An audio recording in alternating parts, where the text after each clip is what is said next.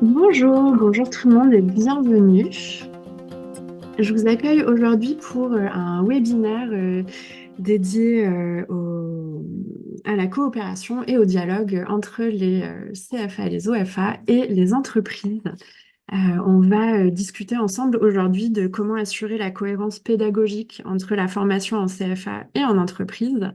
Comment favoriser les liens entre le personnel du CFA et les maîtres d'apprentissage, les chefs d'entreprise et les salariés de l'entreprise, et les jeunes, les personnes en apprentissage et leurs familles également. Euh, tout cela notamment voilà, pour favoriser la réussite du projet et éviter les ruptures. Toutes ces questions-là seront au cœur de nos échanges aujourd'hui et pour en discuter, j'ai le plaisir d'accueillir plusieurs intervenants et intervenantes. Cécile Réveil-Dongradi, qui est chargée de mission au réseau des Cariforef.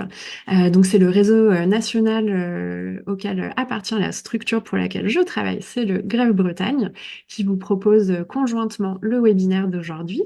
Donc, elle va nous rappeler le contexte de cette action. Nous avons également Monsieur Stéphane Genouvrier, qui est inspecteur de l'éducation nationale, coordonnateur de la mission de contrôle pédagogique des formations par apprentissage de l'Académie de Rennes.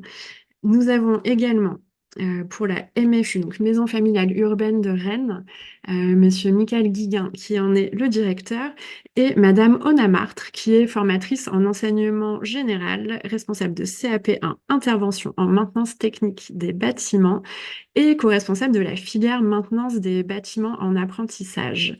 Nous allons écouter leur témoignage sur les différentes actions qui sont mises en place et comment cela fonctionne et quels sont les constats et les réussites par rapport à ça. Ensuite, nous avons Madame Pascale Brunel qui est chargée de mission ingénierie pédagogique pour la faculté des métiers et la CCI de l'Ille-et-Vilaine.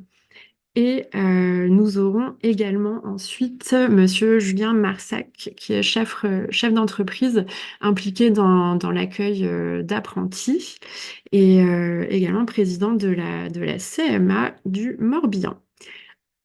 Enfin, Madame Carpo-Jacot, médiatrice consulaire de l'apprentissage, de la Chambre de métier et de l'artisanat de Bretagne. Donc, vous l'aurez compris, on vous parle depuis la Bretagne. Je pense que dans les personnes euh, qui participent, notamment dans le chat, vous venez un petit peu de toute la France, donc n'hésitez pas à partager. Tout au long du webinaire, justement, vous allez pouvoir intervenir dans le chat, donc vous pouvez sélectionner en bas écrire à tout le monde, comme ça tout le monde profite de votre contribution et vous pouvez à tout moment poser des questions aux intervenants et aux intervenantes et éventuellement aussi nous partager vos pratiques, vos constats, voilà, toutes les réflexions que vous pourriez avoir autour de ces sujets-là. Et moi, donc, je suis Marie Clermet, chargée d'animation au Grève Bretagne. Et Cécile, je te donne la parole pour nous présenter le contexte de ce webinaire. Merci Marie-Claire. Bonjour à toutes et à tous. Merci d'avoir répondu présent à ce rendez-vous. Et merci aux Cariforef organisateurs et aux partenaires qui ont participé à la construction de ce webinaire. Je vais vous partager mon écran. Je voulais remonter sur quelques petits éléments de contexte qui expliquent ce projet de professionnalisation des CFA que nous vous proposons. Si on remonte aux origines du projet, en 2022, en fait, il y avait, et il y a toujours d'ailleurs, hein, une forte ambition de l'État de maintenir un haut niveau de qualité de l'apprentissage dans un contexte de croissance des effectifs en apprentissage. Parallèlement à ça, les CFA se sont inscrits dans une démarche qualité Calliope, ce qui a engendré là aussi une montée de préoccupation de la qualité. Ce sont tous ces éléments qui ont amené la mission alternance et accès aux qualifications de la DGEFP et au réseau des Cariforef que je représente, à se poser la question de l'exercice par les CFA des 14 missions qui leur ont été confiées par la loi de 2018 et donc de leur appréhension en fait de ces 14 missions et des besoins qu'ils pourraient avoir en matière d'outillage, d'accompagnement, de professionnalisation. Donc, on a réalisé une enquête et les résultats de cette enquête ont été très parlants, c'est-à-dire que l'on a vraiment noté l'expression d'un fort besoin d'accompagnement autour de ces missions. C'est pourquoi la DGEFP et RCO ont eu à cœur de construire un projet qui tend à remplir 3 objectifs. Le premier objectif, c'est outiller les CFA sur ces missions. Le deuxième, c'est rendre visibles et accessibles de manière facile les ressources et les outils qui existent sur ces missions. Et enfin, plus globalement, de permettre aux CFA d'atteindre un socle commun de connaissances et de compétences sur ces 14 missions. Le projet, donc, est issu du partenariat entre la DGEFP et le réseau des Cariforef, et on a voulu ce projet sur 2 axes forts. Le premier axe consiste en la mise en ligne d'une plateforme avec des kits ressources animés sur les missions des CFA. Donc ces kits ressources se présentent de la façon suivante. Vous avez un kit national par thématique, donc qui est réalisé par RCO, la DGEFP, et bien sûr, on se fait aider de partenaires qui sont des experts sur les missions et les thématiques abordées. Et en complément de ces kits nationaux, il y a des kits régionaux qui mettent aussi en évidence les ressources, mais cette fois-ci au niveau régional, et qui sont donc réalisés par les Cariforef. Donc ça, c'était notre premier axe.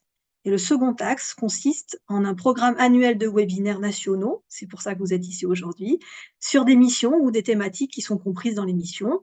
Donc en 2023, il y a déjà eu 5 webinaires. Alors ils ont porté sur l'égalité homme-femme, le handicap, la mixité, la diversité, l'illettrisme. En 2024, donc, il y a eu un premier webinaire en mars dernier sur la mobilité internationale. Alors si vous l'avez raté, je vous invite à aller regarder le replay. Et aujourd'hui, nous vous accueillons pour le deuxième webinaire de l'année qui portera donc sur comment assurer la cohérence entre la formation en CFA et en entreprise. Je vous souhaite à tous et à toutes un excellent webinaire. Merci Cécile. À présent, Monsieur jeune ouvrier, je vous donne la parole pour que vous nous présentiez votre mission. Merci beaucoup. Tout d'abord, simplement pour dire que moi j'ai accepté cette petite présentation parce qu'il me semble que nous sommes au cœur de l'apprentissage et donc de l'alternance au sens large.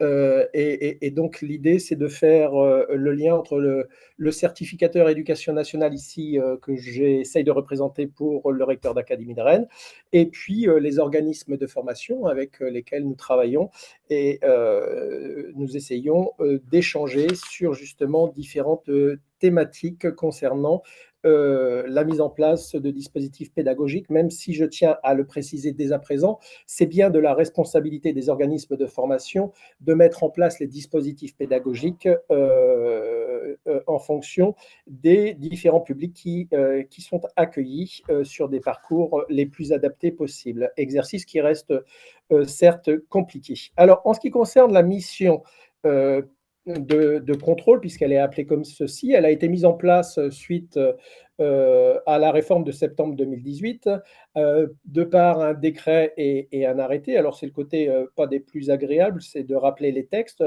mais des textes qui permettent aussi de cadrer et qui donnent aussi du sens à l'ensemble de ces dispositifs. Côté éducation nationale, au-delà du décret et de l'arrêté qui ont été mis en place en 2018 et 2019, aussitôt la réforme, il y a eu une circulaire définissant les différents objets que pouvait contrôler un certificateur concernant les contrôles effectués en organisme de formation. Dès à présent, je tiens à préciser que les choses soient claires, ce n'est pas l'organisme de formation qui est contrôlé en tant que tel, c'est bien la formation qui est donc sous la responsabilité du ministère de l'Éducation et entre autres dans chaque académie du recteur d'académie. Pour définir très rapidement les rôles des trois acteurs que j'identifie, c'est-à-dire le certificateur, l'organisme de formation et l'entreprise, puisqu'on est bien sur ce sujet-là, j'ai extrait les compétences pédagogiques qui sont celles du certificateur de par la circulaire que je viens de citer, qui évoque une dizaine de points qui peuvent être observés lors d'un contrôle. L'un des points qui me semble important, c'est l'organisation pédagogique de la formation en centre de formation et chez l'employeur. Il est important de préciser que cette organisation de contrôle, est partagé à la fois avec des professionnels qui peuvent être des professionnels de branche ou de chambres consulaires. Donc, le dispositif est mis en place en binôme avec des professionnels et il est mis en place lorsqu'il y a des signalements, c'est-à-dire des acteurs qui expriment peut-être un mécontentement ou alors dans le cadre d'un plan annuel de contrôle mis en place par le certificateur et donc par les recteurs des différentes académies. Autre point important, les activités qui sont confiées à l'apprenti, aussi bien en CFA que par l'employeur, donc en entreprise, ainsi que les équipements et le matériel utilisés au regard des exigences en matière d'activité professionnelle et compétences et savoirs portés au référentiel du diplôme. Et enfin, un autre point qui me semble important, les compétences des formateurs, des CFA et maîtres d'apprentissage, mais j'y reviendrai tout de suite. L'organisme de formation, quant à lui, mais ça a été évoqué dans la présentation et l'introduction, a 14 missions et dont une qui me semble être importante et qui fait le lien avec la mission du certificateur. C'est le troisième point qui est d'assurer la cohérence, et le terme cohérence a tout son sens, c'est la cohérence aussi bien en entreprise qu'en CFA, de la formation dispensée, donc au sein du CFA, et celle dispensée en entreprise, et en particulier en organisant la coopération entre les formateurs et les maîtres d'apprentissage. On est bien au cœur du sujet de ce webinaire. Et enfin, le rôle de l'entreprise, où là, on est plus sur la définition qui est donnée par le Code du travail, où j'ai repris simplement 2 articles qui sont relativement clairs, mais après, la mise en application n'est pas toujours évidente. Le premier article parle de l'employeur qui permet au maître d'apprentissage de dégager sur son temps de travail les disponibilités nécessaires à l'accompagnement de l'apprenti et aux relations avec le centre de formation d'apprentis. On est bien encore au cœur du sujet. Et le deuxième article, l'employeur veille à ce que le maître d'apprentissage bénéficie de formation lui permettant d'exercer correctement sa mission et de suivre l'évolution du contenu des formations dispensées à l'apprenti et des diplômes qui le valident. Alors, j'avais envie de rajouter, parce qu'on fait tous un petit peu des petites lectures, et je ne sais pas, mais dernièrement, il y a eu Centre Info qui a fait paraître un petit article concernant l'invitation du haut-commissaire à l'enseignement et à la formation professionnelle qui réaffirmait qu'on était bien, par rapport au sujet d'aujourd'hui, sur un enjeu principal et important dans les mois à venir. Donc on est bien en correspondance aussi avec la volonté du haut-commissaire à l'enseignement et à la formation professionnelle. Merci beaucoup. Et puis les témoignages de nos intervenants et intervenantes après permettront aussi d'illustrer ce que vous venez d'évoquer, notamment bah, voilà, par les exemples et les partages de pratiques. Est-ce que enfin j'imagine que vous forcément vous relevez des constats avec toutes ces situations. Est-ce que vous pouvez nous en parler un peu? Alors oui, en effet, hein, dans les différentes missions que nous accomplissons, hein, je rappelle, les experts étant des professionnels accompagnés du corps d'inspection en charge des différentes formations côté éducation nationale. Bien évidemment, il faut commencer toujours par tout ce qui fonctionne, parce que nous rencontrons aussi forcément de très très belles choses mises en place par les différents organismes de formation, mais bien évidemment, nous faisons aussi des constats, et c'est là-dessus que nous essayons d'échanger et de formaliser avec les organismes de formation sur des axes d'amélioration. Et alors sans être de manière exhaustive, on peut noter très souvent des remontées d'entreprises qui trouvent que les temps d'échange avec les différentes acteurs de la formation, équipes pédagogiques, sont souvent compliquées pour certaines situations, voire insuffisantes. Donc, ils témoignent de ne pas suffisamment avoir de relations avec l'organisme de formation et ses équipes, avec un besoin. Alors, c'est des témoignages qui sont très très intéressants, mais bien évidemment un besoin de meilleures connaissances sur les objectifs, les attendus, le programme, les compétences à acquérir, mais aussi sur leur rôle dans l'évaluation des jeunes qu'ils accompagnent. Voilà, ils se sentent un petit peu démunis là-dessus. Euh, donc, un manque de connaissance des référentiels, entre autres des activités ils peuvent mettre en place avec les différents jeunes, les compétences que je viens de citer attendues.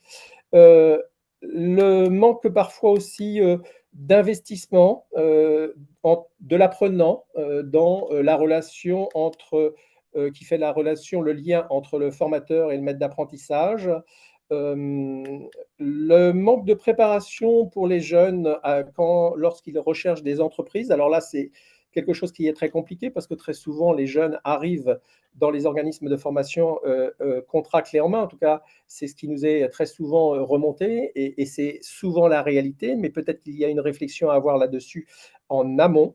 Des profils d'entreprise, là aussi, qui sont bien évidemment de bonne volonté et de bonne foi, mais qui ne correspondent pas toujours aux besoins de formation au regard des diplômes visés. Donc là, il me semble qu'il y a nécessairement un premier filtre à avoir, c'est lors de l'enregistrement des contrats. Alors, pour ceux qui me connaissent, il y a, c'est pas bien de comparer, mais il y a l'ancien monde où les chambres d'enregistrement des contrats permettaient ce premier filtre.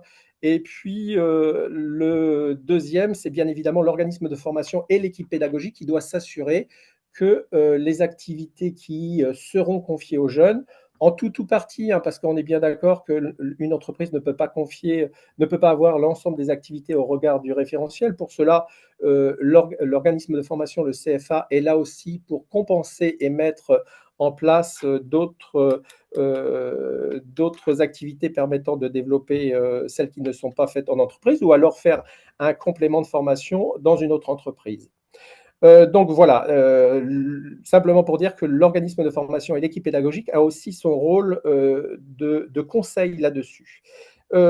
Très souvent, on a des équipes pédagogiques avec des nouveaux formateurs, ce qui est très très bien, mais les nouveaux formateurs qui sont de très très bons professionnels ont besoin d'être accompagnés nécessairement sur tout ce qui est lié à la pédagogie de l'alternance. Donc là aussi, c'est quelque chose qui est compliqué pour les nouveaux collègues qui arrivent. Un travail d'équipe aussi, ce que l'on constate toujours, très souvent dans les points à améliorer, c'est un travail d'équipe qui n'est pas toujours existant, c'est-à-dire que l'équipe pédagogique n'a pas le temps d'échanger sur le contenu de formation, sur les jeunes. Voilà, donc c'est un point très important. Les documents de suivi, là je parle bien évidemment du livret de l'apprenti, entre autres, mais pas que, hein, le suivi d'acquisition des compétences. Tous ces outils sont des outils qui sont nécessairement à travailler collectivement. Et puis, je reviens sur le côté entreprise, c'est aussi la méconnaissance des missions du maître d'apprentissage côté entreprise, où là, il y a réellement à travailler. Voilà un petit peu pour les quelques constats, mais bien évidemment, on pourrait développer encore plus ces différents points. Merci beaucoup. Et merci aux personnes dans le chat qui rebondissent pour nous partager comment ça se passe dans votre CFA. Peut-être n'hésitez pas aussi à préciser le domaine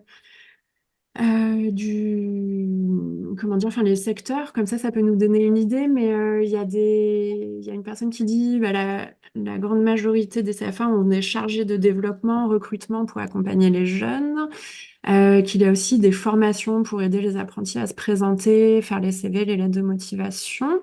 Donc il y a tout un ensemble de choses qui peuvent être mises en place. Il y a une personne qui demande mais alors, je crois que quelqu'un a répondu, oui, pour remettre les liens vers les articles du Code du travail que vous évoquiez. Donc, normalement, on le retrouve dans le chat. Et Adeline pourra partager également dans le chat. Récemment en Bretagne, c'était la semaine de l'apprentissage et il y a eu une conférence sur la génération Z, comme on dit. Et c'était assez intéressant et c'est vrai que ça peut apporter quelques clés de compréhension sur des différences intergénérationnelles dont on parle parfois. Donc, vous avez le lien là dans le chat. Et c'est vrai que c'est un vrai sujet aussi qui participe voilà, de meilleurs liens et d'une meilleure compréhension entre les différentes personnes. Euh, Oui, mais je regarde dans le chat en même temps, merci beaucoup. Est-ce que Monsieur Genouillet, vous souhaitez rajouter un élément? Alors, par rapport à ce que vous venez de dire, oui, alors, j'insiste, hein, les textes sont très cadrants, les mots employés ont du sens. Maintenant, que ça soit code du travail ou décret, etc., ça ne fait pas tout. Et d'ailleurs, je reprends à nouveau l'article du Centre Info. Et donc un directeur général d'un organisme de formation, d'un OPCO, pardon, rappelait que la qualité, ce n'est pas uniquement une question de décret ou d'indicateur, ça se co-construit. On est bien là au cœur d'une relation entre l'entreprise et les organismes de formation. Alors oui, pour peut-être conclure, parce que j'arrive au bout, je fais attention aussi à mon temps de parole, le travail qui est le mien et l'ensemble des collègues inspecteurs avec qui je travaille et des professionnels avec qui j'échange et qui nous accompagnent, sans vouloir être sur une liste à l'après-vert, on voit bien qu'il y a, à mon sens, 3 points essentiels à être vigilant à l'avenir et peut-être développer. C'est bien évidemment l'accompagnement et la formation des maîtres d'apprentissage. Et cela, je pense, et j'en suis convaincu que l'ensemble des organismes de formation essayent de trouver toutes les solutions possibles et imaginables pour essayer de communiquer, d'informer, etc. En tout partie, bien évidemment, il y a toujours quelques situations où ce n'est pas le cas, mais il y a une forte mobilisation. Mais peut-être faudrait-il rendre ça peut-être un peu plus, mais là, j'en ai pas autorité, un peu plus avoir une reconnaissance des maîtres d'apprentissage avec une formation qui pourrait peut-être leur permettre d'avoir un titre professionnel sous forme de VAE ou autre. Là, la réponse ne m'appartient pas, mais on voit bien qu'il y a une nécessité de former les maîtres d'apprentissage. En second point, là aussi, il faut, et je l'ai évoqué tout de suite, hein, il faut professionnaliser l'ensemble des formateurs des organismes de formation. Il faut monter en compétence l'ensemble des collègues formateurs sur différents points qui peuvent être le positionnement pédagogique, sur la préparation des apprentis. J'ai vu très rapidement aussi que c'était évoqué. Bien évidemment qu'il y a des belles choses de réaliser, mais il faut vraiment s'attacher point par point à traiter tout cela, apprendre à communiquer et à interagir entre les formateurs et les maîtres d'apprentissage, faire acquérir aux apprentis les compétences transversales et les savoir-être aussi, très importants et réclamés par les entreprises, savoir s'approprier les référentiels et les documents d'accompagnement pédagogique. On a beaucoup de témoignages d'entreprises qui nous disent ne pas comprendre les outils qui leur sont fournis. Et puis, savoir aussi coévaluer, c'est un point qui est souvent revenu et ça nous paraît également très important puisque le temps d'entreprise étant très important et que les référentiels évoluent, il y a aussi des évaluations qui sont faites en entreprise. Donc, il faut aussi que le maître d'apprentissage ait cette lecture fine de l'évaluation en entreprise partagée avec les formateurs. Et enfin, le dernier point, qui est, et je m'en arrêterai là, c'est bien évidemment accorder du temps aux équipes pédagogiques dans les centres de formation pour travailler en équipe. Parce que très souvent, on constate qu'ils avancent tous les uns et les autres avec beaucoup de volonté, mais tête baissée, sans avoir ce temps nécessaire de partage et d'échange sur les parcours des jeunes qui leur sont confiés. Je m'arrêterai là. Merci beaucoup. Je rebondis sur quelques messages qu'il y a dans le chat. Effectivement, le Zoom ne permet pas de copier-coller les liens. Ce que vous pouvez faire, c'est cliquer dessus pour les ouvrir dans votre navigateur et éventuellement les conserver. Sinon, peut-être que tu pourrais les rajouter sur le document Word et puis tout renvoyer à la fin. Elle vous a mis d'ailleurs dans le chat quelques liens vers des formations que vous pouvez trouver pour les maîtres d'apprentissage. Alors, ce n'est pas exhaustif, mais en tout cas, ça donne quelques informations. Et il y a également des liens vers les sites des OPCO. Avec un certain nombre de kits et de ressources autour des formations et de l'accompagnement des équipes et notamment des entreprises. Merci beaucoup, Monsieur Genouvrier. Je vais à présent inviter Monsieur Guillen et Madame Martre à ouvrir vos micros pour nous partager un petit peu vos pratiques. Donc, vous êtes à la maison familiale urbaine à Rennes et donc enfin, vous allez nous la présenter rapidement.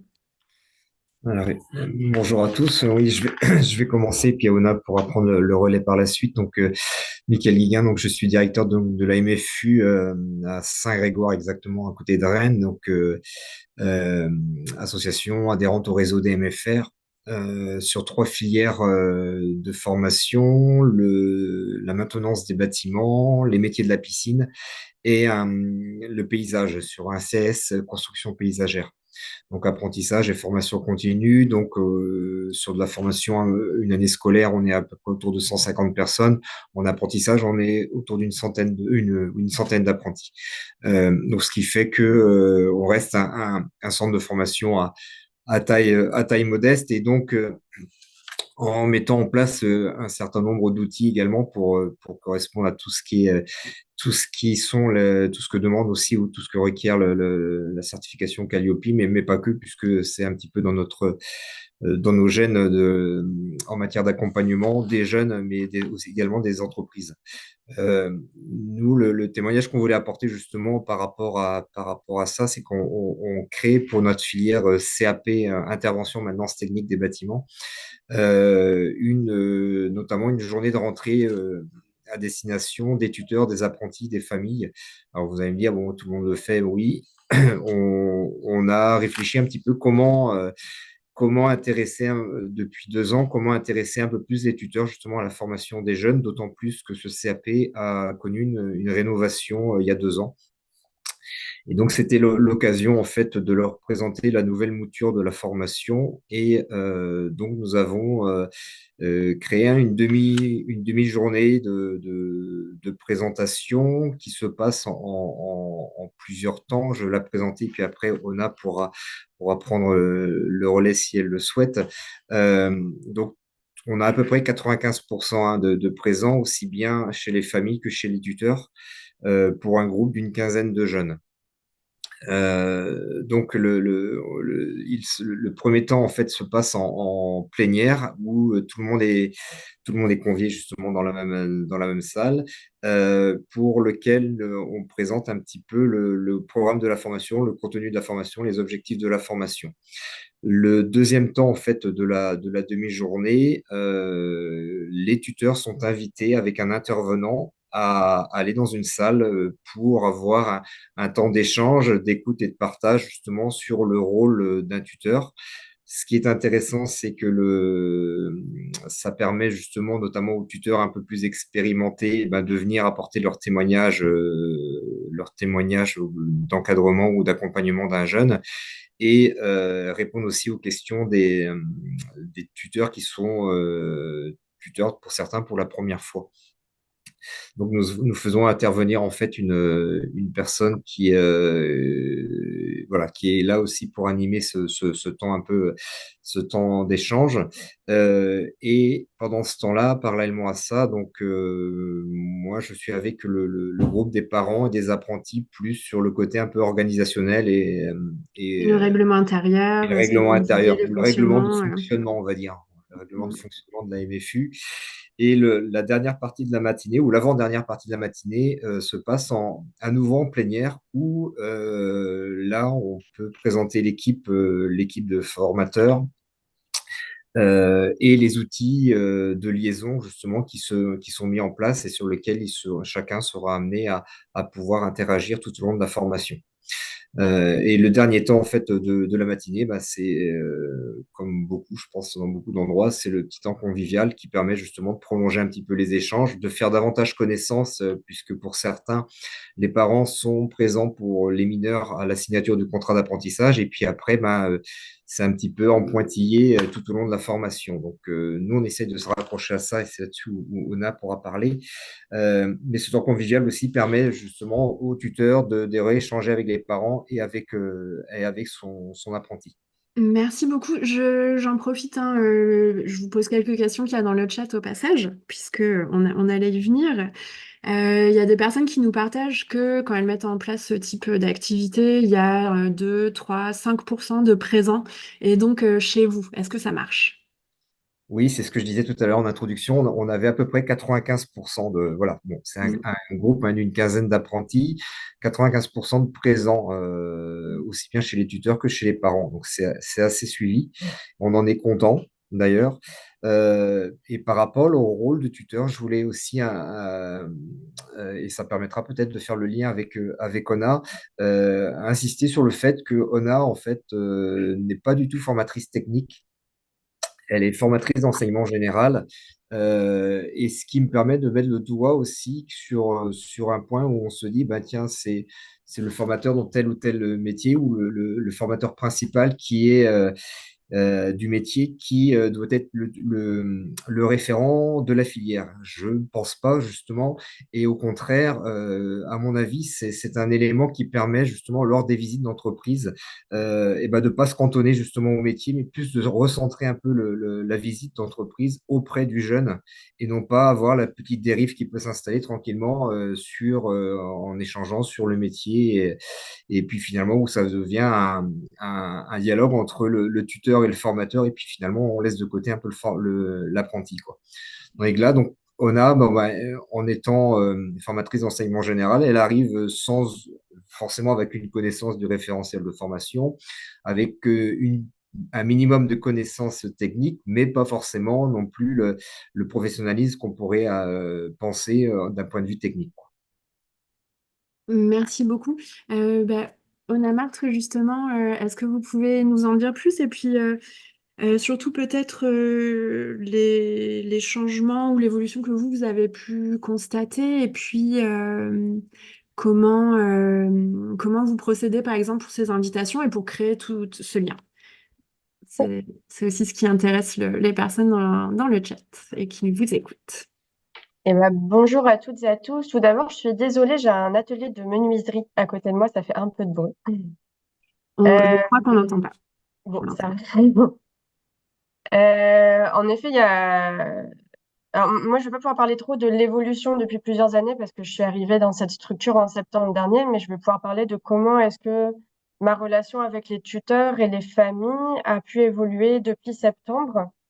C'est vrai que, comme disait Monsieur Guigan, moi, je suis arrivée dans une structure et notamment dans une filière où je connaissais pas grand-chose d'un point de vue technique et avec plus un bagage d'enseignement général, mais avec l'envie de créer un lien très fort entre le CFA, les parents ou responsables légaux et les maîtres d'apprentissage.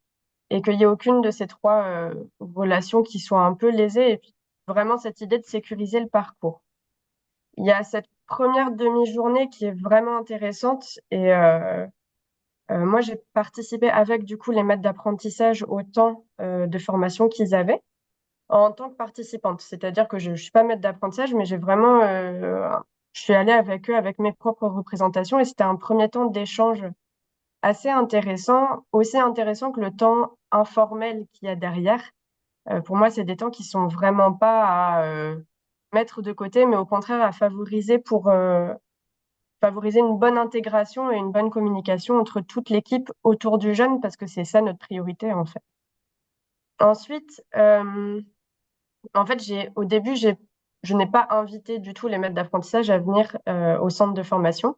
Par contre, je me suis énormément déplacée, au minimum une fois par apprenti et donc par entreprise, mais des fois plus dès qu'il y avait le moindre besoin. Beaucoup, beaucoup d'appels, presque tous les mois, voire tous les 2 mois de temps en temps, pour savoir comment ça se passait en entreprise, mais avec vraiment cette idée de créer un lien très régulier et fréquent et de me rendre sur place, de m'intéresser aux entreprises, au quotidien du jeune là-bas. Et ça, pour moi, c'est quelque chose d'important parce qu'en fait, ce lien s'est tissé au fur et à mesure du temps. Et je pense que les maîtres d'apprentissage avaient certains a priori au départ qui se sont un peu cassés en créant cette relation. Et ce qui fait que, par exemple, à la réunion à la moitié de l'année, ils étaient, je pense, 80% à venir, par exemple, à la remise de bulletins des apprentis. Et ce qui était quelque chose de très agréable de pouvoir faire ce point tous ensemble. Donc, je pense qu'il y a vraiment ce besoin d'appeler et de se rendre sur place, de rencontrer physiquement les maîtres d'apprentissage. Et puis après, on a aussi d'autres moyens de communication. On utilise notamment une plateforme numérique pour nous avoir du lien avec les jeunes et qu'on aimerait utiliser de plus en plus pour faire du lien aussi avec les maîtres d'apprentissage. Merci, c'est vrai que ça, on en parlait et que les jeunes peuvent déposer les photos, etc. Et que dans les évolutions futures souhaitées, c'est vraiment qu'elles soient ouvertes à tout le monde. Je me permets, je relais quelques questions que je vois passer dans le chat et vous pouvez répondre l'une ou l'autre, hein, mais c'est savoir, est-ce que l'invitation à la réunion de rentrée, elle est lancée à la signature du contrat ou pas? Non, enfin là, je vais pouvoir répondre puisqu'on a dit elle n'était pas à l'initiative. Non, non, il y a un courrier de rentrée hein, qui part à la fin de l'été. Donc sachant que on va dire les CAP première année rentrent en courant septembre. Enfin, on va dire autour du 15-20 septembre. Et à la fin de l'été, donc il y a un courrier de rentrée qui part où l'ordre du jour est clairement affiché la manière dont va se passer la demi-journée. Et en fonction du taux de retour, on fait une relance des entreprises pour savoir justement qui sera présent. Et on fait également une relance auprès des familles qui peuvent traîner un petit peu à répondre. Mais D'accord, simplement un simple courrier. très bien. Un simple courrier, plus quand même, effectivement, de reprendre contact après. Ouais. Mm. Et dans le chat, il y a des personnes qui nous partagent qu'elles sont sur des territoires très très vastes et que parfois il y a jusqu'à 400 km du site pédagogique. Donc Ah, effectivement, de pouvoir se déplacer sur place, c'est pas forcément toujours évident. Donc en effet, bah, ça demande d'être un peu créatif et créative sur les manières de prendre contact. C'est vrai que voilà, quand on peut faire des événements en présentiel et comme vous disiez aussi, avec des temps de convivialité, c'est appréciable et ça permet de favoriser des liens. Après, voilà, c'est vrai que je pense pour des personnes où les sites pédagogiques sont très éloignés, bah, ça peut être aussi enfin, après, je sais pas, peut-être que les autres personnes dans le chat peuvent nous partager leurs pratiques, mais c'est bah, le contact aussi téléphonique voilà, d'essayer de créer le lien malgré la distance. je crois que ce contact permanent, en fait, alors, tout au long de l'année est important. Alors, comme Ona pourrait relayer en disant que finalement, tout prétexte est bon à prendre contact. Hein, les bons prétextes comme les prétextes un peu moins favorables, hein, une petite Mm. difficulté qui est ressentie lorsque le jeune revient au CFA. Ça peut être un moyen aussi ben, de décrocher le téléphone et puis d'apporter un échange auprès du tuteur. Et nous, on s'est aperçu hein, du travail que l'on mène depuis 2 ans où finalement les tuteurs on les sent un peu plus ou davantage impliqués dans la formation et n'hésite pas cette fois-ci. Alors, auparavant, voilà, alors, vous savez, enfin, je l'ai présenté, on est une petite structure, donc des fois tendance à appeler le directeur plutôt que d'appeler le formateur référent. Et on s'aperçoit que de plus en plus, maintenant, voilà, ONA est vraiment repérée comme la référente de la filière. Mm. Et je crois que c'est un... Oh, pardon, je voulais Non, pas... allez-y, pardon. Je crois que c'est un temps assez conséquent. Je pense c'est concrètement, c'est vrai qu'il faut le dire, en début d'année à prendre pour créer cette relation. Mais ce que j'ai remarqué avec le temps, c'est que c'est un temps qui certes a été pris en début d'année, mais qui en fait en fait gagner euh, pour le reste du cursus dans le fait que j'ai pas plus besoin en fait de relancer et d'attendre énormément les réponses.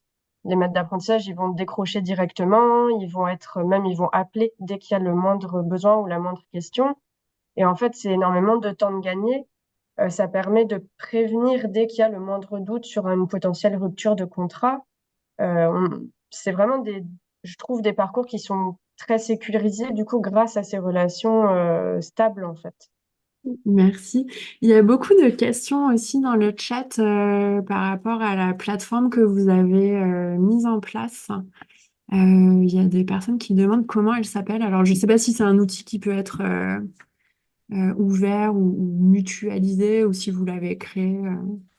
Juste sur la mutualisation de l'outil, ça, je ne sais pas. D'un point de vue plus, à qui appartient-il? Mais C'est une plateforme type Moodle en fait qui est gérée par une personne à la MFU qui est ingénieure pédagogique en digital learning. Et on va avoir tout un volet vraiment apprentissage sur cette plateforme où là, pour le coup, il va y avoir les cours qui sont co-créés avec les élèves ou alors des révisions faites avec eux dessus. Je fais du lien avec le handicap, mais c'est aussi l'occasion de mettre les cours en audio, par exemple, sur la plateforme, ce qui est plutôt pratique. Mais on va avoir aussi toute une partie lien avec les apprentis et du coup, par conséquent, la famille et les maîtres d'apprentissage, où en fait, chaque fois qu'ils vont en entreprise, ils doivent poster des photos de leur réalisation. Et en fait, quand ils reviennent au CFA, on va avoir un temps d'accueil dédié euh, à la discussion autour de ces photos qu'ils ont mises en place. Ils peuvent aussi nous contacter directement en privé euh, via la plateforme et c'est une manière de créer du lien avec l'apprenti aussi et avoir des réponses rapidement. Donc voilà, mais on a une personne qui gère cette plateforme. Ouais. Juste Mm, pour merci. rebondir un petit peu, oui, par rapport à ça, effectivement, on a profité de l'appel à projet de la région Bretagne pour mettre en place une digitalisation des formations. Et donc, à titre expérimental, donc on le mène depuis 2 ans. Et dans cette expérimentation, on a recruté justement une ingénieure pédagogique digitale qui avait pour mission notamment de petit à petit de mettre le pied dans cette digitalisation, donc pour de la digitalisation de formation, mais aussi la mise en place d'outils de liaison autres que le support papier. Merci beaucoup. Il y a beaucoup de questions dans le chat. Malheureusement, on ne va pas pouvoir toutes les prendre, mais la transition avec Madame Brunel, qui est consultante en ingénierie pédagogique, se fait là d'elle-même. J'ai vu passer quelques questions. Je les reposerai peut-être à la fin pour que tout le monde puisse y répondre. Et merci beaucoup, Madame Martre et Monsieur Guiguin. Alors, Madame Brunel, donc vous êtes consultante ingénieure pédagogique à la faculté des métiers, donc à Bru, près de Rennes. Et, euh, et vous allez, enfin voilà, est-ce que vous pouvez nous parler un petit peu de votre rôle et puis du contexte du projet de certification dont vous allez nous parler? Merci. Donc, bonjour à tous. Donc, juste une petite rectification, hein. Je suis pas consultante, mais chargée de mission à la faculté des métiers de la CCI de Rennes, de l'Ille-et-Vilaine, pour travailler sur le lancement de formations certifiantes pour développer l'alternance intégrative, hein. Ça, c'était vraiment la demande initiale, hein. Donc, on est sur ce chantier depuis un peu plus d'1 an dans un contexte qui a été redit hein, tout à l'heure par Stéphane Genevrier, hein. C'est-à-dire qu'il y a beaucoup de nouveaux formateurs qui arrivent depuis la réforme de la formation professionnelle. On a eu beaucoup de nouveaux formateurs qui sont arrivés avec souvent une culture professionnelle importante, mais pas forcément une culture de la pédagogie ou de la pédagogie de l'alternance. Euh, on a aussi des formateurs qui connaissaient la formation, qui avaient une expérience de formateur, mais pas forcément de formateur de l'alternance. Donc ça, c'était des choses qui étaient importantes à prendre en compte. On avait des nouvelles entreprises, donc vous en avez parlé aussi, Monsieur Genevrier. C'est ce qu'on a constaté aussi, hein. Beaucoup d'entreprises n'ont pas de culture de l'alternance et donc n'arrivent pas à coopérer comme on le souhaiterait avec les équipes pédagogiques. Après, ben, il y a eu Calliope. Il y a aussi peut-être quand même l'arrivée de France Compétences et le souhait de l'État d'avoir des certifications qui soient vraiment centrées sur la compétence en adéquation avec les besoins professionnels des entreprises. Donc ça, c'était quelque chose, un autre point important du contexte. Et puis, des publics qui évoluent. Donc, ça fait, je crois, l'objet d'un autre de vos webinaires, mais les générations Z, c'est des publics qui évoluent. Les formateurs nous le disent. Il y a des taux de rupture aussi qui peuvent être importants. On accueille aussi, on repère peut-être plus les besoins spécifiques des alternants, des troubles 10, des troubles du neurodéveloppement, des problèmes psychosociaux, des comportements inadaptés en cours. Tout ça, c'est des choses aussi qui font qu'un contexte est important et que derrière, une des réponses, c'était la formation de formateurs. Comment préparer les formateurs à tout ce contexte. Donc, moi, on m'a confié, donc j'ai fait une enquête auprès de CFA du réseau des CCI, mais aussi d'autres réseaux de CFA, des petits CFA, des gros, des moyens, des différents profils, des formateurs, des responsables de filières de formation, des directeurs, des coordinateurs pédagogiques, pour analyser les besoins. Et derrière, c'est pas une certification, mais on s'est rendu compte qu'il y avait deux types de besoins. Un premier qui était formé à l'approche par compétences. France Compétences nous le dit et le redit. On voit bien que tous les diplômes, l'éducation nationale a entamé ce chantier depuis quelques années. Les universités s'y mettent aussi. Toutes les certifications professionnelles renforcent leur approche par compétences, l'évaluation par compétences, une ingénierie de formation par compétences, et ça change un petit peu l'approche, quoi. Donc, cette formation, une première sur comment j'organise une formation selon l'approche par compétences, et une deuxième dont je parlerai très très peu ici, mais qui est plutôt comment, face à l'évolution des publics jeunes, comment adapter sa stratégie pédagogique et sa posture de formateur aux besoins spécifiques des différents profils en alternance. Que ce soit l'approche par compétences, que ce soit l'adaptation au public en alternance, on est bien sur deux préoccupations pour répondre aux problèmes de rupture et à la démotivation de certains jeunes. Donc voilà un petit peu le contexte qui a été le point de départ au lancement. Et donc là, on a expérimenté depuis quelques mois une première promotion pour ces deux formations. Voilà. Merci. Et celle pour l'approche par compétences, ça a démarré en octobre 2023. Voilà, ça a démarré en octobre 2022. Ce qu'on a voulu, c'était faire vivre aux formateurs une formation en alternance selon l'approche par compétence. C'est-à-dire qu'on s'est dit, on va mettre en pratique ce qu'on souhaite qu'ils mettent en pratique eux-mêmes dans le cadre de leur formation en tant que formateurs. Donc, on a proposé une formation en alternance.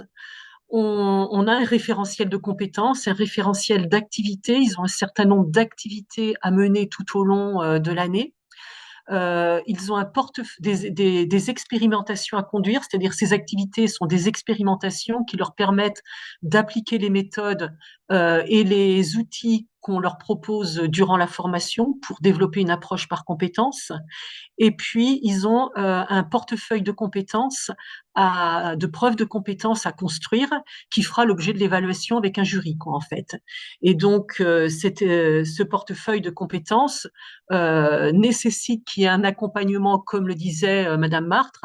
On a un tuteur dans pour tout formateur, pour tout OF, on demande qu'il y ait un tuteur qui accompagne le stagiaire. Et il y a un accompagnateur, un formateur accompagnateur qui est en relation permanente avec eux pour suivre les expérimentations, faire des retours d'expérimentation entre pairs, etc., etc. Peut-être juste quelques mots sur cette formation. Donc effectivement, nous on trouvait que l'idée c'était bien de développer une alternance intégrative. Et je crois qu'on rejoint complètement l'objet de ce webinaire. C'est bien de développer des process d'apprentissage qui articulent la théorie et la pratique avec une synergie permanente entre tous les acteurs de l'alternance, en fait. Et donc, on a un premier module où ils travaillent sur l'ingénierie, savoir identifier quelles sont les situations de travail, des travails apprenantes, donc, et pour rebâtir la formation autour de situations apprenantes. Donc, on sort du descendant. Tout le monde ne fait pas du descendant, mais on avait un certain nombre de formateurs qui faisaient du descendant, qui faisaient leurs cours sans forcément s'appuyer sur le vécu en entreprise. Donc là, l'idée, le point de départ, c'est de reconstruire une ingénierie pédagogique à partir de situations de travail emblématiques qui soient des emblématiques du métier et que les jeunes puissent revenir avec des matériaux et c'est eux qui vont alimenter les cours avec le formateur. Donc là, ils ont des outils, hein, les fiches d'activité pédagogique qui deviennent des véritables outils de communication et partagés entre les formateurs et les tuteurs pour co-construire ces situations de travail apprenantes qui se déroulent soit en entreprise, soit au CFA. On a une deuxième chose qui est la scénarisation selon la méthode selon l'approche par compétences. Donc là, pour ça, on s'est beaucoup appuyé sur l'expertise de C-Campus, qui est un organisme de formation référent en ingénierie pédagogique des AFEST et en ingénierie pédagogique de l'approche par compétences dans les CFA. Donc on a travaillé avec eux, on a repris certains de leurs outils pour travailler la scénarisation et l'évaluation selon l'approche par compétences. Est-ce qu'on évalue des connaissances? Est-ce qu'on évalue de la compétence? Est-ce qu'on évalue des performances? Bon voilà, on travaille sur ces choses-là et on le fait expérimenter ensuite.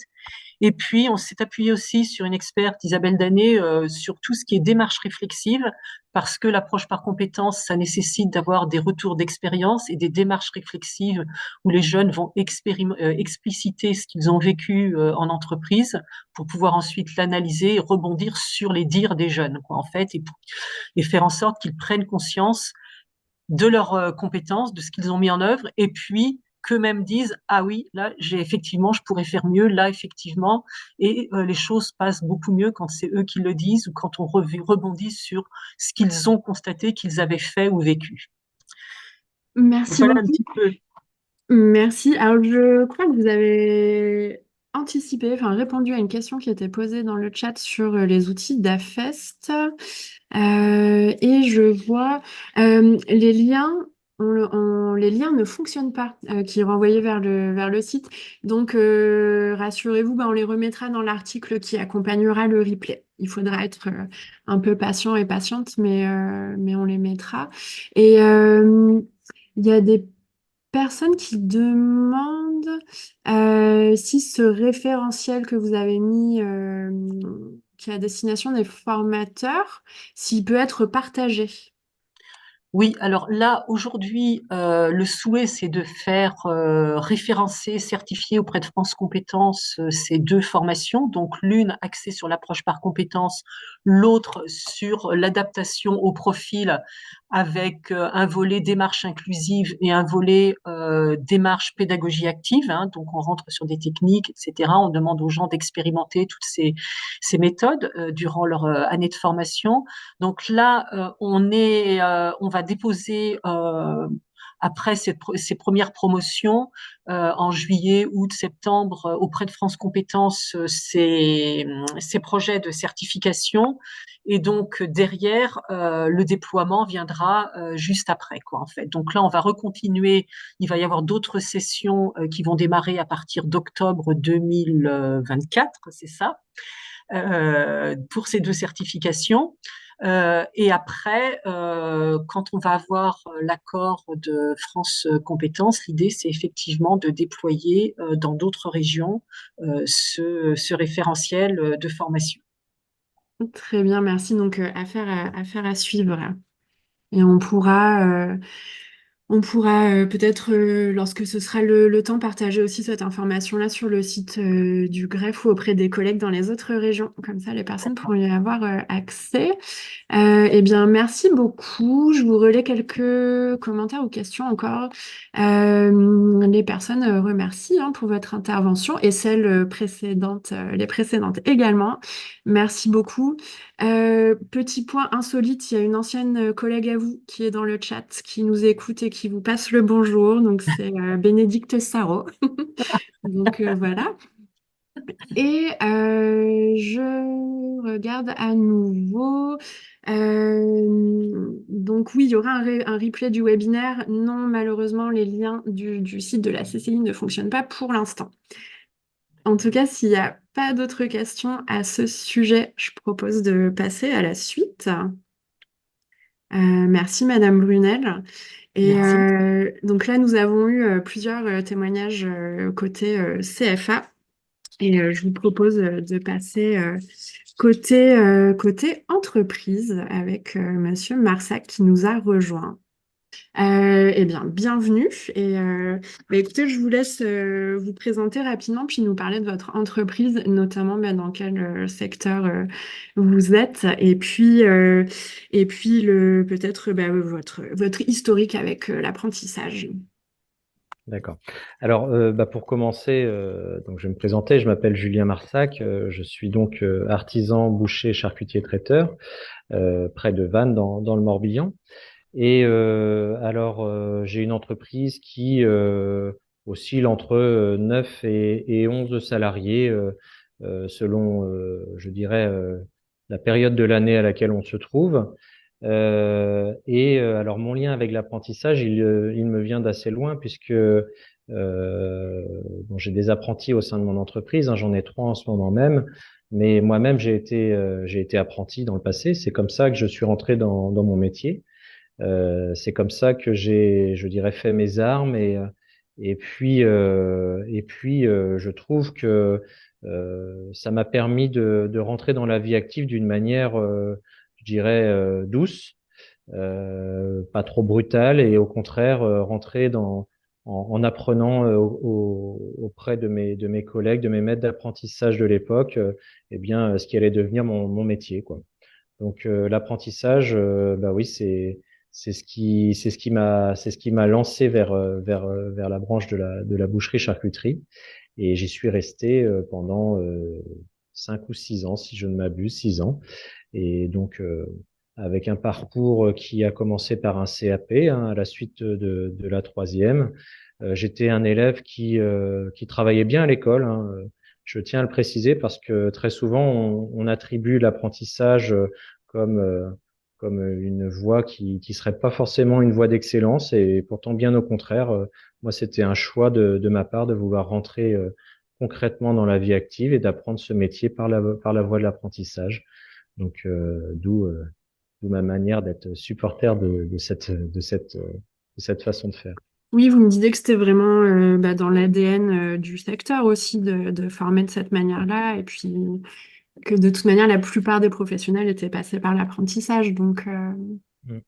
C'est vrai que même si aujourd'hui on commence à voir des artisans qui sont pas forcément issus du métier quand ils reprennent une entreprise artisanale, il faut quand même admettre que majoritairement mes collègues bouchers charcutiers sont issus eux-mêmes de l'apprentissage.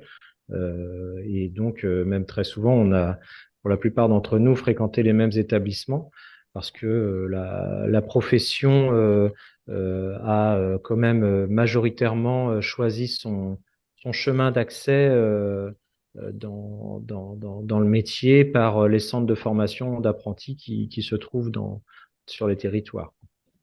oui, c'est ce que quelqu'un partage aussi dans le chat, que c'est le cas aussi de plus en plus de maîtres d'apprentissage qui sont les anciens apprentis, et que c'est beau cette envie de transmettre le métier. Et ce qui me permet de vous poser la question, on en avait échangé lorsqu'on s'est eu pour préparer le webinaire. Pour vous, quels sont les ingrédients d'un apprentissage réussi? Donc là, on vient d'en parler déjà un petit peu. Mais voilà, qu'est-ce qui fait que que Moi, ça fonctionne? quand je recrute un apprenti, alors je dis un apprenti, c'est également une apprentie. D'ailleurs, ma dernière recrue est une fille. Donc, vous voyez comme quoi les métiers, même les plus masculins, se féminisent. Quand je recrute un apprenti, très souvent, il est passé chez moi par des périodes de stage qui sont, à mon sens, pas encore suffisants, pas suffisamment proposées dans les collèges, parce que je trouve qu'il y a pas meilleure manière de se rendre compte du bon choix que l'on fait dans son apprentissage qu'en passant par justement des périodes de stage qui sont des périodes d'immersion lors desquelles les jeunes on leur vend pas du rêve, on leur explique tout simplement que s'ils rentrent dans cette branche-là, voilà sensiblement le quotidien qu'ils auront. Et je suis convaincu que ça permet à ces jeunes de réduire, je dirais, le taux d'erreur, parce qu'on parle aussi de rupture, hein, aujourd'hui pendant ce webinaire. Et je pense qu'un des premiers leviers pour limiter la rupture, ce serait au contraire de montrer à tous ces jeunes les métiers qui existent.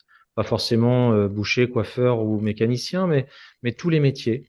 et les laisser un petit peu librement, un peu plus librement eh bien accéder et toucher du doigt ces métiers-là. Donc pour moi, alors, bien entendu, la stagiairisation est un levier important. Et puis dans les ingrédients qui peuvent je dirais, faciliter l'intégration d'un apprenti. Moi, je vois surtout l'ingrédient famille. Je recrute jamais un apprenti sans avoir rencontré sa famille. Parce que pour moi, un contrat d'apprentissage, c'est pas juste un contrat entre une entreprise et un jeune, c'est un contrat entre une entreprise, un centre de formation et un jeune qui, lui, est souvent mineur et qui doit être accompagné de sa famille. Et on doit porter tous les trois, je dirais, un petit peu la même parole et être plutôt soudés dans l'accompagnement du jeune. Et ça me semble primordial. Donc, c'est vraiment un des critères sur lequel j'insiste parce que eh bien, je ne conçois pas d'accepter un apprenti sans avoir au préalable rencontré sa famille. Justement, merci. C'était une question qui avait été posée plus tôt et là qui est posée un peu différemment. Si c'était nécessaire d'associer les parents à l'apprentissage pour les mineurs. Donc pour vous, la réponse est oui. Est-ce que c'est aussi le cas lorsque les personnes sont majeures? En fait, c'était aussi la question de considérer la personne aussi comme salariée, ce qu'elle est. Comment est-ce que tout ça peut s'articuler C'est vrai que selon le public auquel on est confronté, eh bien, on n'aborde pas de la même manière un jeune de 15 ou 16 ans qu'un adulte. Et je peux en parler puisque j'en ai formé quand même quelques-uns depuis que je suis installé. Et pour autant, l'adulte et le jeune, ils ont quand même un but commun, malgré tout. Il n'est pas exprimé de la même façon parce qu'il n'y a pas la même maturité, mais ils ont un but commun et ce but commun, c'est d'apprendre un métier et de devenir un expert dans son métier. Donc je pense que malgré tout, alors je vais peut-être pas répondre à votre question en disant ça, mais malgré tout, euh, même si on a l'apprentissage qui va jusqu'à 30 ans aujourd'hui, eh bien, il y a des bases à apprendre quand on rentre dans un métier, des bases de rigueur qui parfois ne sont pas acquis même quand on a 27 ou 28 ans. Et puis, quelque part, c'est un petit peu un retour en arrière pour certains, hein, c'est vrai, et un grand pas pour d'autres. Mais pour autant, je pense que si on veut correspondre à la demande d'une profession, eh bien, il faut intégrer la rigueur déjà de cette profession, tout cette exigence que peuvent avoir les professionnels, parce que il faut pas négliger le fait que quand on prend un apprenti, ce ne sera pas forcément notre salarié de demain. Il devra correspondre à d'autres entreprises du secteur et je pense au secteur de la restauration, par exemple, où j'imagine qu'on a la même rigueur dans toutes les cuisines, on a la même rigueur dans toutes les salles.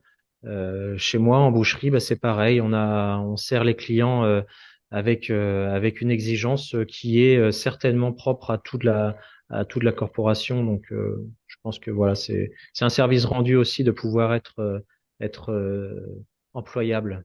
Mm. Merci. Je regarde les commentaires en même temps. Il y a beaucoup d'interrogations hein, justement sur ce lien avec la famille. Où voilà, ça peut être très utile quand il y a des soucis notamment, mais qu'il y a aussi parfois des cas de jeunes qui sont en rupture avec leur famille. Enfin, bon, je pense que là, c'est difficile d'apporter des réponses aujourd'hui. Hein. Je pense qu'il y a autant d'exemples et de situations Enfin, pour autant, même que quand il de y a des personnes. difficultés avec la famille, Mm. il y a des organismes, des associations qui Mm, existent aujourd'hui et qui accompagnent les jeunes. On a la chance alors, je vais parler du CFA de Vannes parce que c'est celui que je connais le mieux. Étant président de la Chambre de métier du Morbihan, je suis très impliqué dans mon CFA. Nous avons des médiateurs, nous avons des infirmières qui accompagnent et ça, c'est important parce que c'est vrai que parfois, on n'a pas toujours, nous, en entreprise, les mots pour accompagner les jeunes en difficulté. Et c'est souvent la période de CFA qui permet justement de contrecarrer ces difficultés-là et d'accompagner le jeune et d'éviter justement une éventuelle rupture. mm. Merci. Et bon, ça réagit beaucoup autour de ces questions, hein, dans le chat. Merci beaucoup. Est-ce que, enfin voilà, plus concrètement, vous pouvez nous parler de l'intégration de la personne dans votre entreprise on échangeait, voilà, on avait parlé de ça, hein, d'une phase d'intégration et justement toute cette période aussi de transmission, bah, sur la transparence du métier, la rigueur, etc. Comment ça se passe et quels sont notamment peut-être les points de vigilance que vous avez? Je pense qu'on intègre un apprenti comme on intègre un salarié classique, c'est-à-dire que, enfin, je pense qu'aujourd'hui, les entreprises ont quand même, pour certaines, fait un sacré virage dans leur manière d'intégrer un salarié, à tel point que même parfois, quand on passe des entretiens d'embauche, on a l'impression que c'est l'employeur qui passe l'entretien d'embauche. Donc, c'est vous dire le bouleversement qu'on connaît aujourd'hui dans nos entreprises, même artisanales. Euh, Si on veut garder nos salariés, si on veut que nos apprentis se portent bien et se sentent bien, eh bien, il faut avoir un petit moment privilégié en début d'apprentissage. Faut donner le temps au temps, faut présenter les choses. Faut pas oublier qu'on a affaire à un public qui n'est pas un public de professionnels, mais plutôt ignorant de la fonction. Et c'est vrai que c'est une manière différente, je dirais. On a affaire à des jeunes qui ont envie d'apprendre, mais qui pour l'instant ne savent pas. Et ça demande du temps. Et il faut l'accepter. Donc, c'est vrai que parfois, ça peut prendre, au-delà de la période d'intégration, ça peut prendre jusqu'à 6 mois avant de vraiment commencer à voir le jeune qui eh bien s'épanouit un peu plus chaque jour dans l'entreprise. Mais ça peut être long. Il faut l'accepter quand on est maître d'apprentissage parce que et c'est d'ailleurs aussi, je pense, pour ça que l'État aide beaucoup l'apprentissage parce qu'ils ont conscience que eh bien un apprenti, ce n'est pas rentable en soi, surtout pas la première année. On ne parle pas de rentabilité sur un apprenti, bien au contraire. Je dirais que c'est un investissement sur l'avenir. C'est un investissement pour une filière. C'est voilà. Donc je suis convaincu qu'il faut donner le temps et puis bah, tous les jeunes ne réagissent pas de la même façon. Il y en a qui progressent plus vite que d'autres et puis Mm. qui stagnent après aussi. On a des périodes de stagnation hein, où on pensait que ça allait continuer à évoluer, puis en fait, bah, on voit bien que bah, il y a des périodes plus compliquées aussi dans la vie d'un jeune. Hein.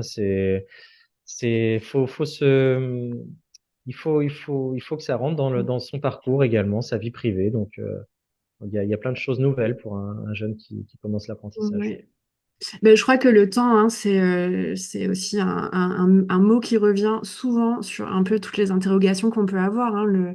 Le temps voilà, d'associer les entreprises, le temps d'aller visiter et les centres de formation et les entreprises, le temps d'accueillir et d'accompagner les jeunes. C'est un petit peu le nerf de la guerre, j'ai l'impression.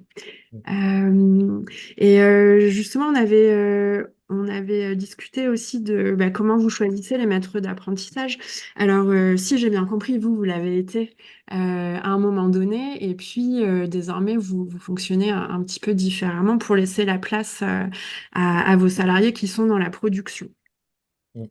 Alors, en fait, alors, ce n'est pas un discours que personnel, c'est le discours de toute une branche professionnelle. Et d'ailleurs, nous avons revu le CAP Boucher l'année dernière parce que on considérait qu'on s'était un petit peu évadé avec les années et qu'il était important de revenir aux fondamentaux du métier. Euh, il est important, je pense, de confier des missions de maître d'apprentissage à nos salariés parce que ça les intègre également dans la formation de nos jeunes. Et c'est pas le patron qui parfois, comme moi, est absent, qui est occupé à d'autres missions de chef d'entreprise. C'est pas à lui seul que doit revenir la formation du jeune, bien au contraire. Donc moi, je suis convaincu et je suis défenseur de ce genre de pratique. Je suis convaincu qu'il faut impliquer nos salariés. Alors, impliquer ses salariés, et je l'ai entendu tout à l'heure avec Monsieur Genovrier, et ça, ça, ça, ça va vraiment dans le sens de ce que je pense. Impliquer nos salariés, c'est parfois les former aussi, parce que on n'est pas tous pédagogues nés. On a parfois besoin d'être accompagnés. J'en ai des bons exemples dans mon entreprise, des gens qui sont pourtant de très bons professionnels, mais qui en termes de pédagogie parfois frôle le zéro parce que beaucoup de travail à faire dans une journée, parce que un peu la pression des clients, un peu et dans tout ça, il y a des apprentis. Et je pense que il faut les accompagner, ces salariés, à former, parce que c'est par là aussi que passe la réussite d'un contrat d'apprentissage. C'est par là qu'on arrive à créer l'excellence, parce que bah, il y a des jeunes qui marchent beaucoup avec les sentiments, d'autres enfin, on n'apprend pas tous de la même façon, mais c'est pas à vous que je vais l'apprendre. J'ai moi-même dans mon entreprise un salarié qui est dyslexique et qui a lui-même eu besoin d'être accompagné quand il était plus jeune. Donc, je pense il comprend bien cela. Et puis sur le volet vraiment pratique professionnel, moi j'ai un exemple tout bête, hein. L'apprenti qui rentre chez moi, l'apprenti IE qui rentre chez moi au mois d'août, est gauchère. Et je peux vous assurer que en boucherie, apprendre à manier le couteau à une gauchère quand on n'est pas gaucher, eh ben c'est pas évident. Alors j'ai la chance d'avoir au sein de mon entreprise un gaucher. Et du coup, ce sera lui son maître d'apprentissage parce que c'est important qu'elle apprenne avec un gaucher. Vous voyez, c'est des petits détails du quotidien qui peuvent paraître tout bêtes, mais Moi, je crois que c'est c'est comme ça qu'on essentiel. y arrive. Mm. Et puis ça montre bah, voilà, aussi comment vous vous adaptez et puis vous accompagnez les personnes qui sont en apprentissage. Eh bien, merci beaucoup. Il y a plusieurs personnes encore qui disent merci pour votre témoignage et puis cet investissement de votre part. Malheureusement, on va pas avoir le temps de répondre aux questions qui sont peut-être un petit peu plus pointues, un petit peu plus précises. Mais en tout cas, merci pour ça. Et je vois l'heure qui tourne. Et merci, Monsieur Marsac. Et je vais donner la parole à Madame Jacot À bientôt. pour qu'on ait encore un autre regard. Voilà, on a essayé hein, dans ce webinaire de vous montrer voilà, différents angles, différentes postures, différentes tailles de CFA. Il y a beaucoup de questions aussi dans le chat puisque vous êtes dans des structures très différentes. Donc, ça donne aussi des idées pour pourquoi pas de futurs webinaires. Mais en tout cas, Madame Jacot, vous êtes médiatrice consulaire de l'apprentissage à la Chambre de métiers de l'artisanat de Bretagne. Oui, bonjour à tous et à toutes. Donc, effectivement, je suis médiatrice consulaire de la Chambre de métiers de l'artisanat de région Bretagne. Donc, à la demande des parties, je résous les litiges entre les employeurs, les apprentis ou leurs familles au sujet de l'exécution ou de la résiliation du contrat d'apprentissage. Alors, on peut faire une différence entre le médiateur consulaire et le médiateur rattaché au CFA. Le médiateur du CFA est un médiateur de proximité que peut rencontrer l'apprenti pour résoudre une question simple liée à son contrat d'apprentissage ou pour une rupture d'un commun accord avec l'employeur. Le médiateur consulaire de l'apprentissage est désigné par la chambre consulaire en vertu de l'article L 6222-39 du Code du travail. Donc, chaque chambre consulaire désigne en fait son médiateur, donc la CCI, la CMA et la Chambre d'agriculture. Donc, moi, en tant que médiatrice consulaire de l'apprentissage, j'interviens en cas de demande de démission de l'apprenti et en cas de résolution d'un différend à l'amiable. Je facilite, en fait, sur un terrain tout à fait neutre, les échanges entre les parties pour leur permettre de trouver une solution à leurs différends, tout en respectant et en préservant la confidentialité des débats et des documents. J'aide les parties à s'écouter, à rétablir le dialogue et à construire leur accord. Mais je n'interviens pas sur les questions d'ordre pédagogique qui demeurent de la compétence de la mission de contrôle pédagogique des formations par apprentissage. Alors, qu'est-ce que le contrat d'apprentissage? C'est un contrat donc tripartite, un contrat de travail donc atypique, engageant donc un apprenant de 16 ans à 29 ans, révolu de suivre une alternance en enseignement donc au sein de centres de formation. Donc, on a un contrat qui est signé donc avec le centre de formation et une formation pratique dans une entreprise, donc effectivement une signature de l'employeur dans le contrat d'apprentissage. Et cet apprentissage a pour but de délivrer un titre ou un diplôme inscrit au répertoire national de la certification professionnelle. Donc, il y a plusieurs acteurs en fait autour du contrat d'apprentissage. On a bien sûr les apprentis qui signent au contrat. On a également les représentants légaux, hein, donc quand les apprentis sont mineurs. On va dire que il n'y a pas, j'ai parlé en fait des apprenants de 16 ans à 29 ans révolus, mais en fait il n'y a aucune limite d'âge d'entrée en apprentissage pour les personnes qui sont reconnues donc en travailleurs handicapés, pour les sportifs de haut niveau et également pour le porteur de projet qui a besoin d'obtenir un diplôme en apprentissage pour la réalisation de son projet de création ou de reprise d'entreprise. Donc, l'apprenti a une obligation de travailler pour l'employeur pour toute la durée du contrat et s'engage à suivre la formation dispensée par le CFA.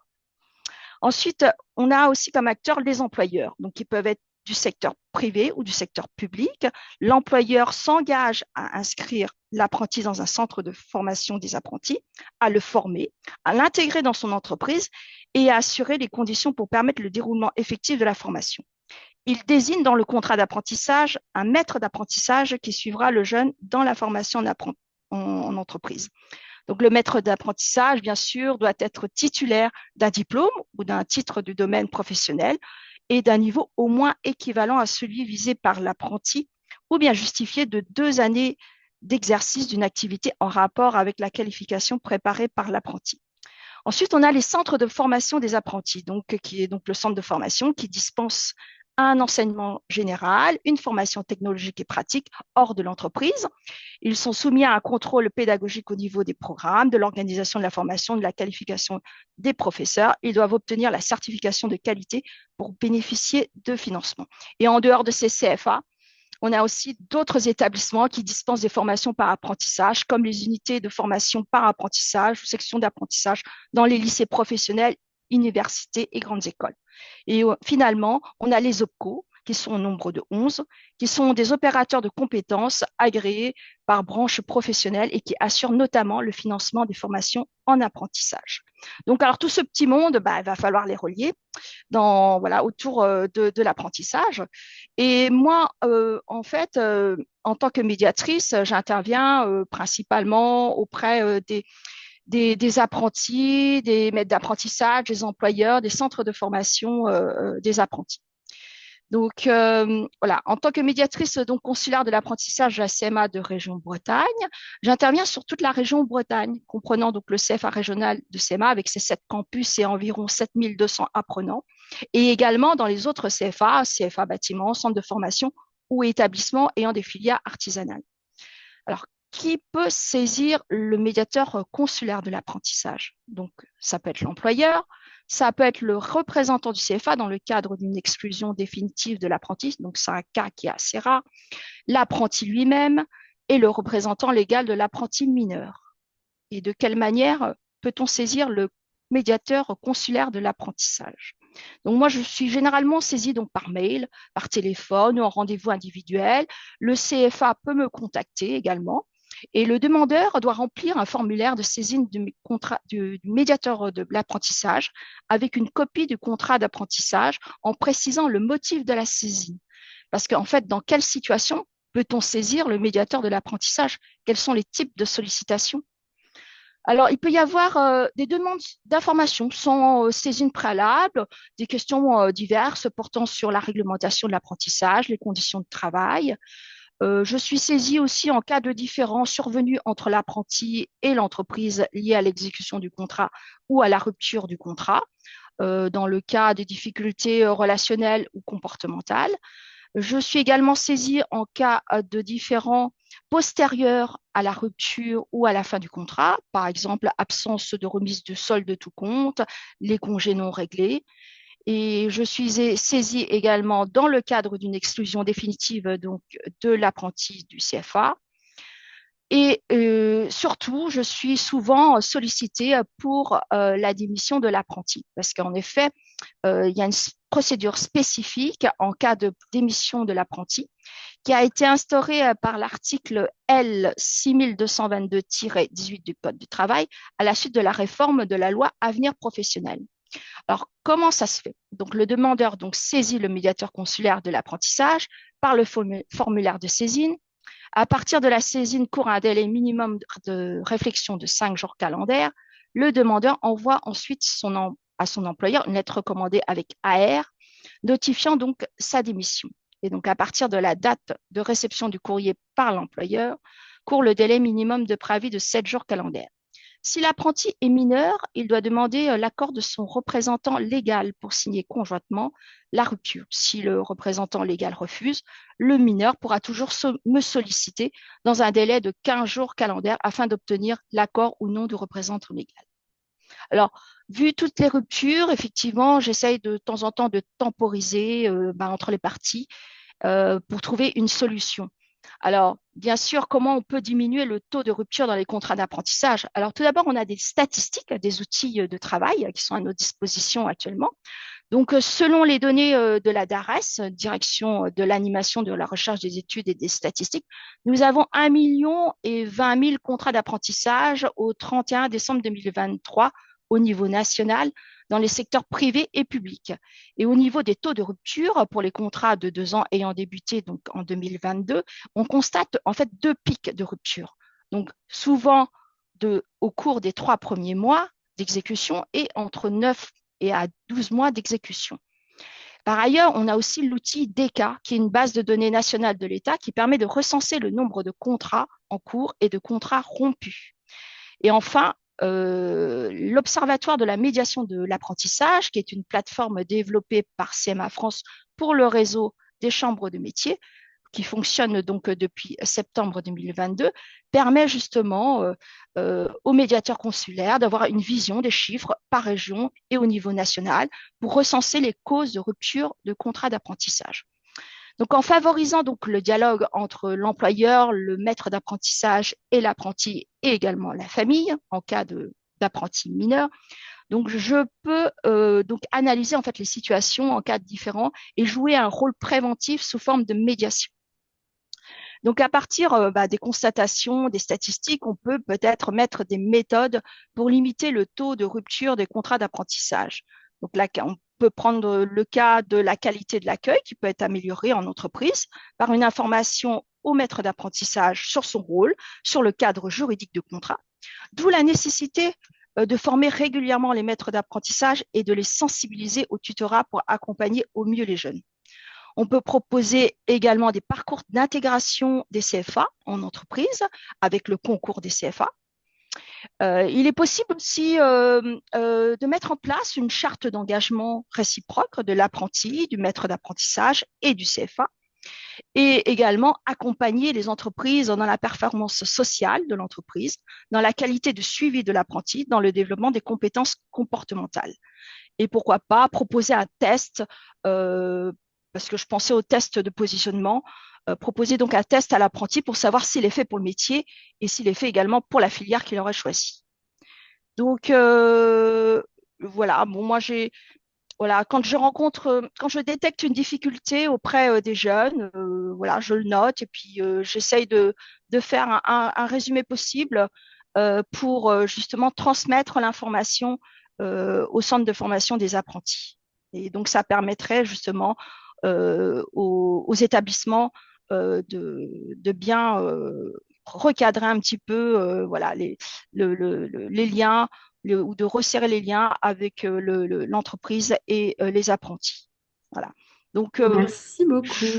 donc, en conclusion, ce que je vais dire, l'apprentissage est la voie de l'excellence, alliant pratique et théorie pour les jeunes, à condition de veiller à leur accompagnement et à identifier en amont les difficultés qu'ils pourraient rencontrer en entreprise afin de réduire les taux de rupture.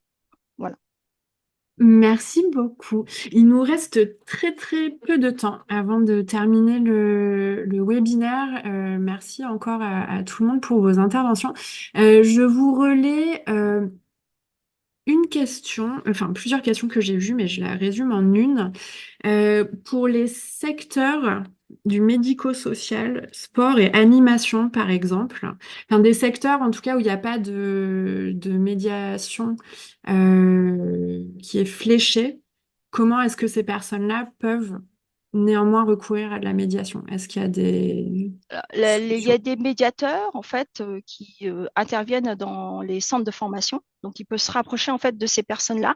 En fait, on les considère comme des médiateurs de formation, mais c'est plutôt comment dire, des conseillers en fait, des Oui, conseillers qui interviennent, hein, et ils essayent de comprendre en fait les situations et de voir en fait ce qu'ils peuvent apporter justement à l'apprenti ou à l'entreprise pour essayer de trouver une solution d'entente entre les parties. Donc, merci beaucoup. Alors, ce sera le mot de la fin. Et il y a quelqu'un dans le chat qui a écrit sport, c'est la CCI.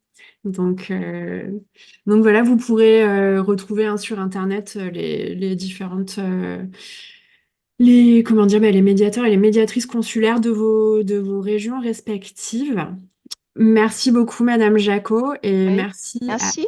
tout le monde, encore une fois, pour vos témoignages. Alors, c'est un exercice toujours un peu frustrant parce qu'on aimerait bien pouvoir en parler bien plus et prendre toutes les questions qu'il y a dans le chat. Mais en tout cas, ça nous donne un bon aperçu de ce qui est possible. Euh, et voilà, de l'importance aussi de mettre en place peut-être un maximum de choses en amont pour que tout se passe bien par la suite et qu'on évite d'arriver à la rupture.